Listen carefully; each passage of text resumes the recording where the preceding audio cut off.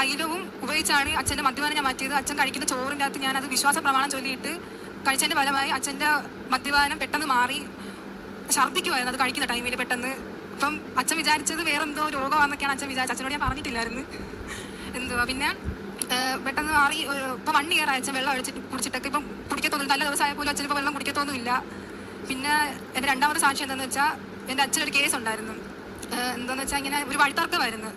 അതൊരു ഒരു 1 year 2 year അടുത്തോളം ഉണ്ടായിരുന്നു ആ പ്രശ്നം.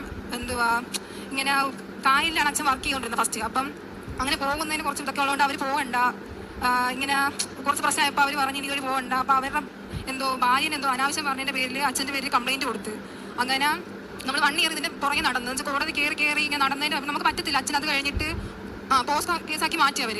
എന്നിട്ട് എന്തുവാ ഒരു 1 ഇയർ ഇതിൻ്റെ പുറകെ നടക്കും. അച്ഛൻ ഇങ്ങനെ ഹൗസ് ബോട്ടിൻ്റെ ഡ്രൈവറായിരുന്നു ആ ടൈമിൽ. അത് കഴിഞ്ഞ് ആ ജോബൊക്കെ വിട്ടിട്ട് ഹൗസ് ബോട്ടിൻ്റെ ഡ്രൈവർ ആയി കഴിഞ്ഞപ്പം ഇങ്ങനെ ആ ജോബിൻ്റെ ഇടയ്ക്ക് ഇങ്ങനെ പോകാൻ ലീവ് എടുക്കാൻ പറ്റൂല. അപ്പോൾ ലീവൊക്കെ എടുത്ത് ഇങ്ങനെ അവരോടൊക്കെ പറഞ്ഞിട്ടാണ് അച്ഛൻ ആ കേസിന് പോയിക്കൊണ്ടിരുന്നത്. അപ്പോൾ നമുക്ക് തന്നെ മടുത്ത് ഇങ്ങനെ കേസിന് പോകാനായിട്ട്. അങ്ങനെ എന്തുവാ മാതാവിൻ്റെ കാശ് രൂപവും ഉപ്പും തൈലവും കൂടെ ഞാൻ വിശ്വാസ പ്രമാണം ചൊല്ലി അച്ഛനെ കൊടുത്ത് ആ കോടതിയിൽ ഇടാൻ പറഞ്ഞു, ആ ഉപ്പും തൈലവും കൂടി.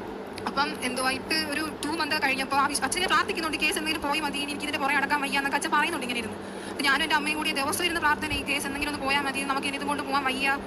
അങ്ങനെ പ്രാർത്ഥിച്ചതിൻ്റെ ഫലമായി പെട്ടെന്ന് അവർ വന്നിട്ട് പറഞ്ഞു നമുക്ക് ഇനി കേസിന് പോകാൻ താല്പര്യമില്ല, ഈ വ്യക്തി അല്ല നമ്മൾ അനാവശ്യം ഒന്ന് പറഞ്ഞത്, വേറെ ആളാന്ന് പറഞ്ഞു അതങ്ങ് ഒഴിവാക്കി വിട്ട്. അത് നമുക്ക് വിശ്വസിക്കാൻ പോലും പറ്റൂല. പെട്ടെന്ന് ഇങ്ങനെയൊക്കെ വന്ന് പറഞ്ഞ് അച്ഛനല്ല പറഞ്ഞത് വേറെ ആളാണ് പറഞ്ഞതൊക്കെ പറഞ്ഞ് അവർ ഇങ്ങോട്ട് വന്നിട്ട് പറഞ്ഞു ഞങ്ങൾക്ക് കേസിന് പോകാൻ താല്പര്യമില്ല, ഇവിടെ നിർത്തണം, ഞങ്ങൾക്ക് തന്നെ ഇത് മടുത്തെന്ന് പറഞ്ഞ് അവർ തന്നെ ഇതങ്ങ് നിർത്തി.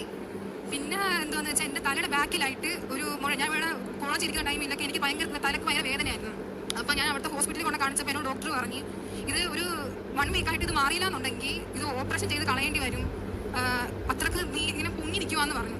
അങ്ങനെ എന്തോ ഞാൻ അമ്മയുടെ എന്തുവാ ഉപ്പും തൈലവും കൂടെ വിശ്വാസ പ്രമാണം ചൊല്ലി ദിവസം രാത്രി ഇങ്ങനെ കിടക്കാൻ നേരത്തെ ഞാൻ ഇടുമായിരുന്നു. ഒരു 2 ദിവസം കഴിഞ്ഞിട്ട് ഞാൻ തൊട്ട് നോക്കുമ്പോൾ എനിക്ക് വേദനയൊന്നുമില്ല. തൊട്ട് നോക്കിയപ്പോൾ ആ സാധനം അവിടെ ഇല്ല.